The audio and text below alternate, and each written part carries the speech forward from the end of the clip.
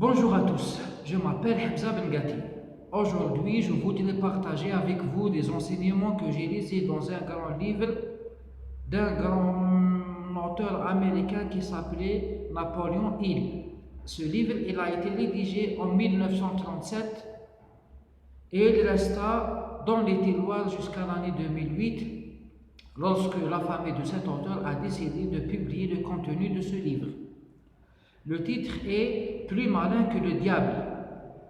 C'est une interview entre deux personnes. La première, c'est Napoléon Hill, c'est celui qui pose les questions, et la deuxième personne, c'est le diable, c'est celui qui répond précisément à toutes ces questions. Quelle est la nature de ce diable? Pour l'auteur, la nature de ce diable, elle n'était pas intéressante et elle n'est pas comme l'on imagine, comme une créature rouge qui porte une fourchette en main. Le diable qui a interviewé Hill, c'est une force négative qui incarne toute attente de cet univers. C'est une force qui crée les guerres, qui crée les conflits interpersonnels. C'est une force qui pousse les gens à se laisser tomber après leurs échecs. Qui domine, ou bien quelle est l'arme de ce diable? Le diable utilise des armes très puissantes pour dominer la population. Le premier arme, c'est l'ignorance, et il utilise la peur, tous les aspects de la peur, tels que la peur de la pauvreté, la peur de la mort, la peur de rejet, et d'autres aspects de peur. Il utilise aussi la superstition, il utilise aussi les promesses. Qui domine le diable? L'auteur, il inventa deux concepts, les gens dérivés et les gens non dérivés. Les gens dérivés, ce sont les gens qui composent 98% de la population humaine. Ce sont les gens qui dominent le diable.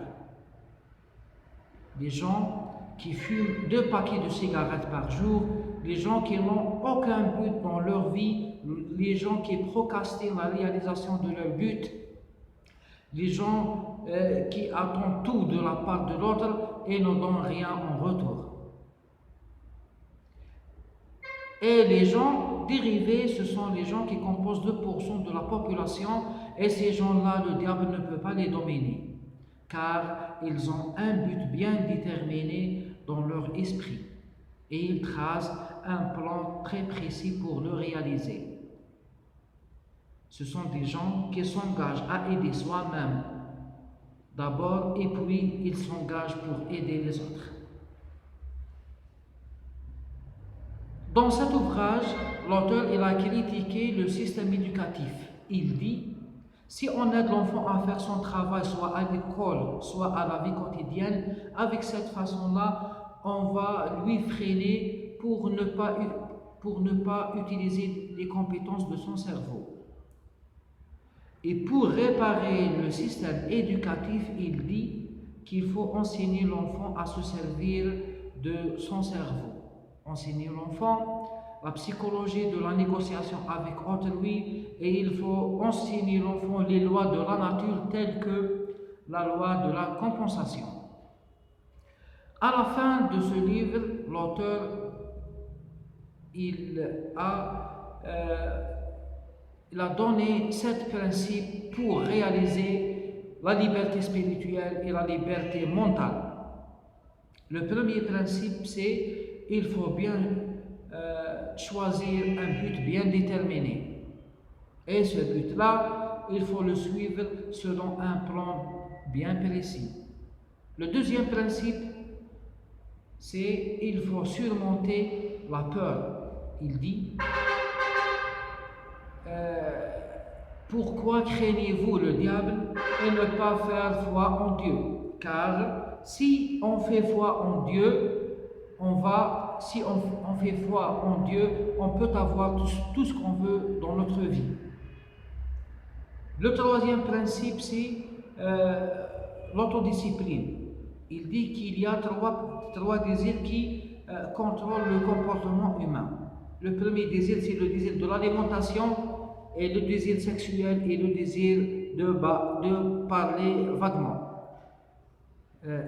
Et s'il ne peut pas contrôler le désir de l'alimentation, on va surcharger le système digestif et on va empoisonner notre corps par cet aliment. Et par contre, si on contrôle le désir de l'alimentation, on peut avoir une grande force physique et mentale et une légèreté motrice. Le deuxième désir, c'est le désir sexuel. Il dit que les gens qui utilisent le sexe en excès, avec cette façon-là, ils épuisent leur système nerveux, ils épuisent leur force mentale et leur force physique. Et ne peuvent pas avoir l'endurance pour réaliser leur but. Et de l'autre façon, si on contrôle le désir sexuel, on peut avoir une grande force physique et mentale et une mobilité motrice, et on peut se servir de notre cerveau et on peut avoir une grande créativité. Le troisième désir de l'autodiscipline, c'est le désir de parler vaguement. Il dit que les grands hommes gardent leurs plans par eux-mêmes et ne révèlent pas leurs secrets pour que les autres les ont pas profité. Le principe qui se suit, c'est l'endurance. Il dit que la plupart des gens, ils se laissent tomber qu'après 3 échecs. Par contre, à chaque échec, ils portent un germe d'opportunité de réussite.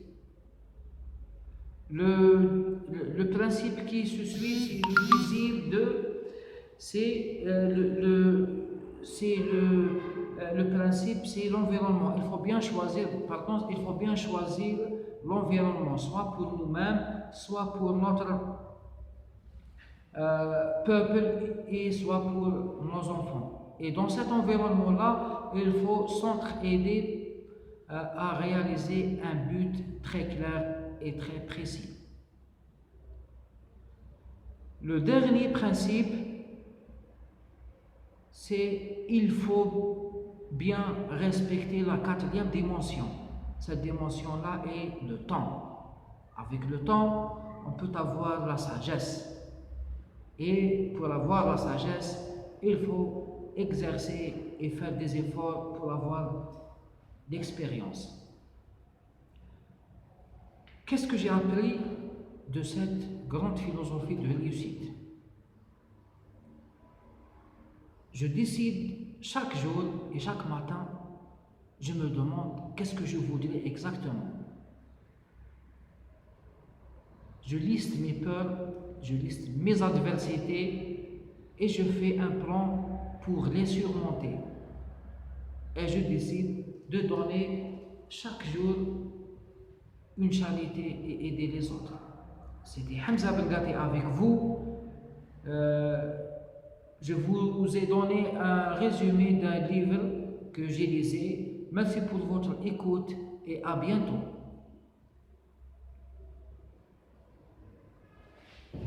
رجعت بيبلية يا أستاذ.